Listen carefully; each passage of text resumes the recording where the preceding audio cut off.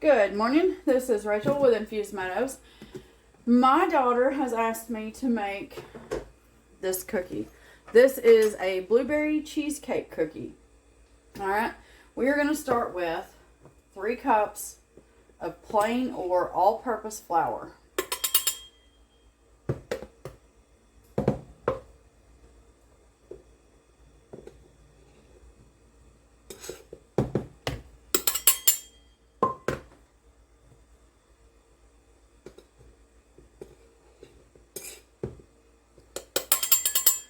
Now,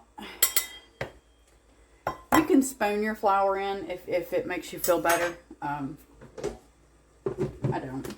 I sift my flour, and then I measure it, okay? So, to our flour, we are now going to add 1 teaspoon of baking soda. I've done a video showing you how to tell if your baking soda is still good. So, for anybody curious, there is a video that will tell you exactly how to test your baking soda to make sure that it's still good, okay? Baking soda and baking powder. Now, to this, we're also going to add a 1/2 teaspoon of salt. Use whatever salt you got, okay? Now, if you have the finer, the really fine, almost powder salt, take that down some, okay? All right, we want to whisk this really well. Get that baking soda and salt good and combined. Now this recipe, you need 3 bowls, not the standard 2, okay? It all comes together into one. So what I've done is roughly a medium-sized bowl for my flour mixture. I'm going to go in with a too large of a bowl for my wet ingredients, but that's because everything will be going together in the one big bowl, okay? All right. Now, I'm going to pause this just while I move this and get all my wet ingredients ready to be put together. Okay, so in this bowl we have, or what we're going to put in it, is 1 cup, 8 ounces of cream cheese, softened room temperature. Now, if you're in the U.S., use the block. If you're in the U.K., you can't get the block. I don't understand why, but here we are. Eventually, I will do a video showing you how to make your own. But I haven't made any in a bit, so this is unfortunately store-bought. But it is what it is, okay? And I will eventually do a video showing specifically those in the UK how to make a cheesecake, a no-bake cheesecake that will actually hold up. So I got you on that one. Because I've seen a lot of people saying, well, how do we make this since we can't get the block full-fat cream cheese? So, yeah. Not today. Possibly this weekend. We'll see how it goes. We want 1 cup. I've washed these, so make sure you wash them and sort them. Fresh blueberries, okay? So, I want to give this a stir to make sure that my blueberries go in quite easily. I don't want to smush them.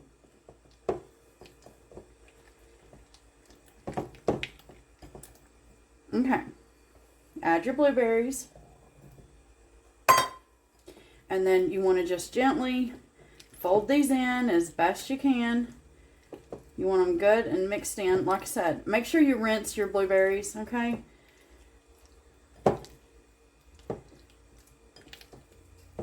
Rinse them, dry them. Let them just set and dry, sorry. You don't have to set and literally dry each blueberry. That's silly. Okay. So, my blueberries are good and incorporated into that cream cheese. Now, I'm going to set this aside. I'm going to clean these up, and then we'll be back for the other wet ingredients that's going to go into this bowl. Okay? We'll be right back. Okay. In this bowl, we're going to be adding 1 cup of unsalted room temperature butter. Now, if you're in the U.S., that is 2 sticks. If you're in the U.K., measure. Because there is no 1/2 cup stick. It's honestly, from what I've found, it's just depending on the brand you get, you don't even get a cup, okay, of butter in the block. Not even a stick. Okay, so we have our 1 cup of room temperature unsalted butter. To that, we're going to add This is a 1 and a 1. 1 cup of white sugar.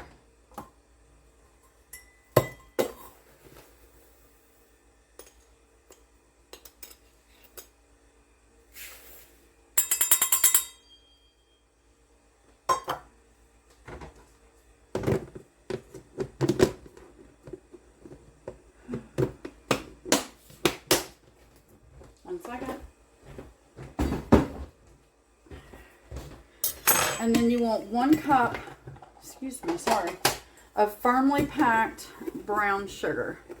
Now what I do is I just put this in there and I push, and then I turn my jug. You use whatever method you prefer. It's just what I do.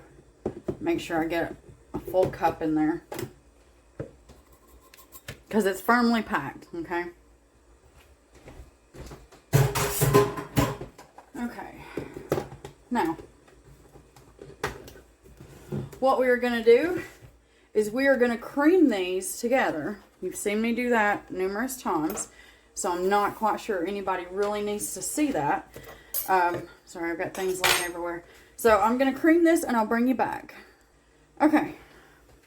Let's just say it's good and combined. Creaming doesn't seem to be something it wants to do. Add in 2 eggs, 1 at a time. Set that in that measuring cup. And then same thing, cream that egg in. I'll bring you back. Okay, now I'm going to add the second egg. You want large eggs, room temperature. Okay?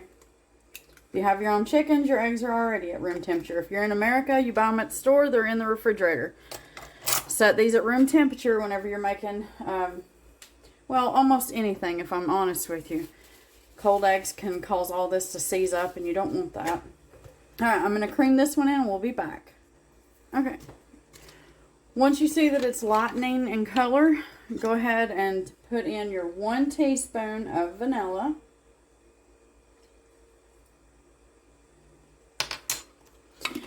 And then whisk that in, and then get ready to switch over to a spatula, okay? Now, you may not need to know this, but for anybody that's new to baking, when you have a whole lot on your beaters, all you got to do is like, alright, so I've got stuff in my beaters. See it? All you do is you just gently lift, and it will sling everything on your beaters off, or as much as possible. They're not full. See? And then this way you can scrape them down if you want to. Okay, be right back. Okay. What we want to do now is I have brought all this to the center, and I'm going to grab my flour mixture, and I'm going to mix this in. We'll say 2 batches. Okay?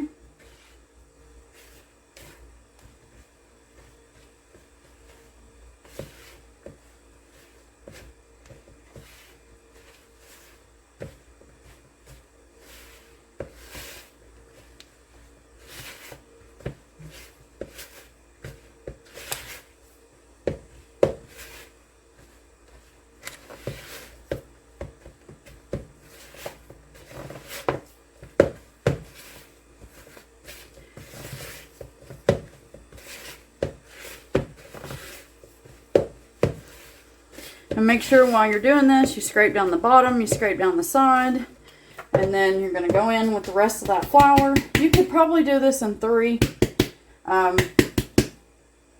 Excuse me.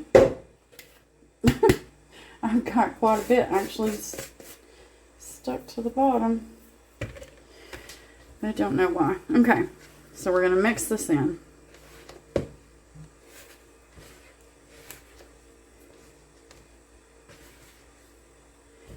I'm not sure that you actually need to see me continue to mix this in. So I'll pause this and we'll be right back as soon as I get it mixed in, okay? Okay. Now this comes in. Alright. I'm going to add half of this, and then I will add the other half. And what you want to do is not get it all over your hand. And you're going to just, as best as you can, try not to completely deflate those blueberries by smushing them too much.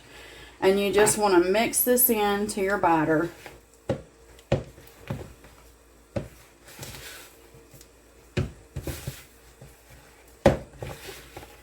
As you can see, I'm doing the go under and fold over. This helps sometimes. And this is a thick batter, by the way. So just be prepared. It is a thick batter. You want to get this good and incorporated.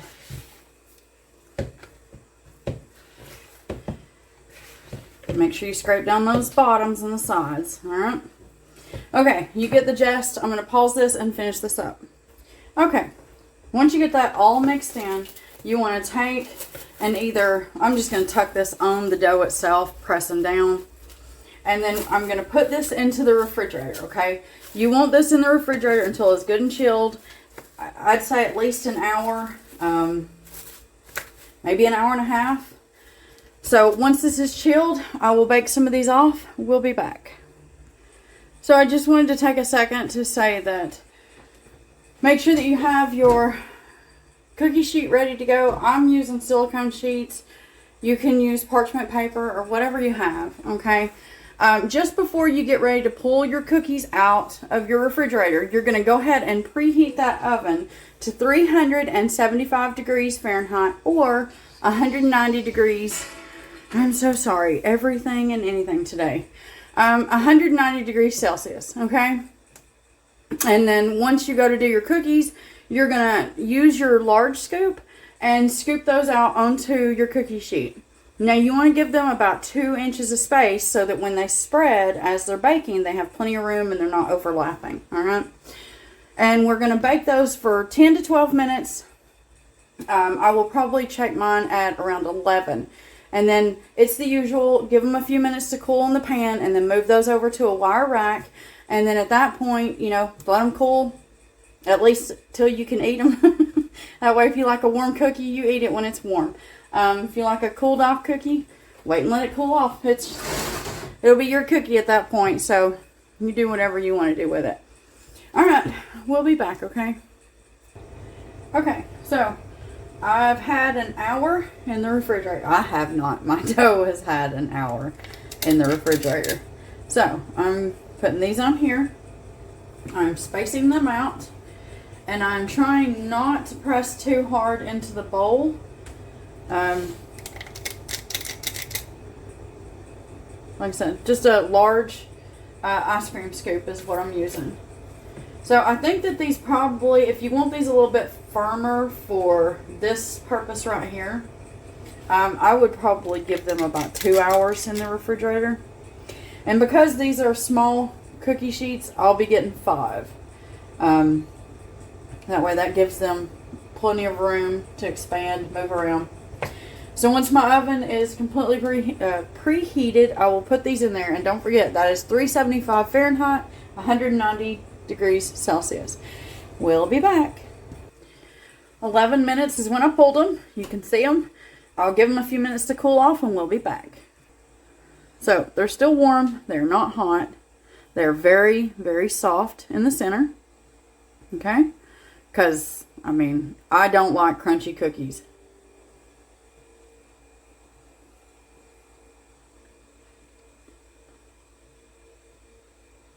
And for taste reference, they're almost like a muffin top, if that helps you at all.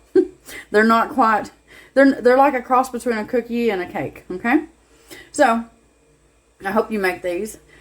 These are my daughter's absolute favorites. You can top these with some royal icing if you want, which, you know, is just your powdered sugar. What is it, like a cup and a half of powdered sugar. I think a teaspoon of corn syrup, or you can make a simple syrup on the stovetop. And then just start with 1 tablespoon of milk, mix that up, and then just, you want to keep doing that until it looks like a ribbon that's fallen back into your bowl. And at that point, you can put icing on these, let it set, the icing will harden, and then there you go. And if you don't want to do icing, you can do some powdered sugar on top, or just leave them like this. Up to you, okay? I hope you make these. I hope you love them, if not like them. And if you don't, then hey, I hope you find the recipe that's out there for you. And as always, have yourself a wonderful day.